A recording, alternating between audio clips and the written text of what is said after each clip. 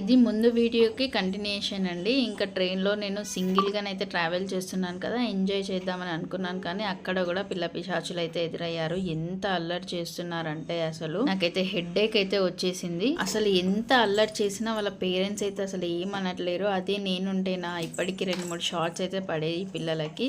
అసలు అలా ఎలా గాలికి వదిలేస్తారండి పిల్లల్ని. ఎవరి ఇష్టం వాళ్ళదని వదిలేసాను. ఇంకా ఇక్కడికైతే చెర్లపల్లికి అయితే వచ్చేసాను. చెర్లపల్లి అనగానే మనకైతే జైలు అయితే గుర్తుకొస్తుంది కదండి. కాకపోతే ఇది చర్లపల్లి రైల్వే స్టేషన్ అయితే చాలా బాగుంది. చూసారా, ఇది మనము పైకి ఎక్కగానే ఇలా కనిపిస్తుంది. ఇంకా మా తమ్ముడు అయితే వెయిట్ చేస్తున్నాడు రిసీవ్ చేసుకోవడానికి. తన కోసం అయితే వెళ్తున్నాను. ట్రైన్ ఎక్కియడానికి హస్బెండ్, రిసీవ్ చేసుకోవడానికి ఇలా తమ్ముళ్ళు ఉంటే అసలు మన జర్నీ అనేది చాలా ఈజీగా అయితే అయిపోతుంది కదండి. ఎంత లేట్ నైట్ వచ్చినా నాకు వీళ్ళ ఇద్దరు అయితే సపోర్ట్ అయితే ఉంటుంది. ఒకళ్ళు రిసీవ్ చేసుకుంటారు, ఒకళ్ళు అయితే బస్ ఎక్కిస్తారు. ఇది ఉంటే చాలు, ఇంకా చాలా హ్యాపీ. ఎందుకు వచ్చానో చెప్పడం ఆపేసి ఏదేదో చెప్తున్నా అనుకుంటున్నారా? నెక్స్ట్ వ్లాగ్లో కంటిన్యూ చేస్తాను. మిస్ కాకుండా చూసేయండి. వీడియో నచ్చినట్టయితే లైక్తో పాటు సబ్స్క్రైబ్ చేసుకోవడం మర్చిపోకండి.